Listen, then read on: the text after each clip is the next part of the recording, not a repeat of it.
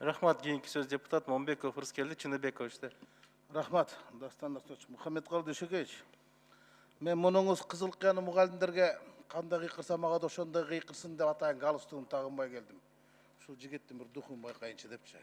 Маганчалык кыйкыра албайт чыгар. Сиз апендинин кызындай мактаган Жеңиш Разаков 4 жыл губернатор болду. 4 жыл вице-премьер-министр болду да, бирок 4 метр жерди чечпей кетти. Анан кетип атканда да жөн кетпей, урматтуу президентибизди анан сизди баш кылтырып минтип айтып кетти. Кече Азаттыкка берген комментарийин айтып берейин да. Үй бүлөдөгү маселелерди калыбына келтирүү керек, ошондуктан арыз жаздым. Чек ара маселеси боюнча түшүндүрүү иштерин жүргүздүк. Жогорку кеңештин палатасына жалпы жыйындан өтүп түшүндүрүп чыктык. Бул кыйын маселе болгондуктан жеринде эле менен түшүндүрүү иштерин жүргүздүк. Менимче, чек араны чечүү маселеси көп жылдарга уланат. Мен баштаган ишти аягына чыгарыш керек беле, же жок беле, аны Кудай билет деп, мындайча айтканда чек коюп кетти. Анан сиз азыр эми дагы бир Баткендин губернаторун алып келатасыз да. Дегеле биз Баткендин губернаторун алып келип эле вице-премьер кылып өрбөй, анда Баткендин губернаторун ошакка эле коюп эле вице-премьер деген статустук макамды ошакка берип койбойбу? Бизде кыргыз өзбек чек арасында маселе жок. Казак менен жок, Кытай менен жок.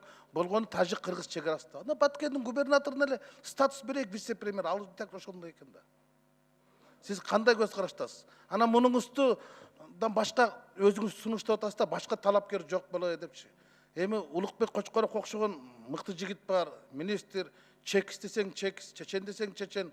Мунуңуз деле мал доктор экен го, анан ара чолоодо мунуңуз аксап калып, дагы уят болуп калбайсызбы деген эле өтүнүч эмес, өкүнүчтү айтып атам да. Ушуну өзүңүз сунуштап атасыз, жоопкерчиликтин баары сизде болот да, Мухаммедкалы Дөшекевич. Рахмат. Рыскелди Чыныбекович. Ал жерде Баткендин областын жетекчисин вице кылып берген, а бер жакта Өзбекстан боюнча да маселе бар да. Анда бер жакта Ош менен Жалал Абад областында да ошондой бериш керек болот. Башка мамлекеттер менен эле аягына чыга элек маселелер бар. Мындан тышкары чек арага жайгашкан, жакын жайгашкан калктуу конуштарды өркүндөтүү боюнча абдан чоң социалдык маселелер бар.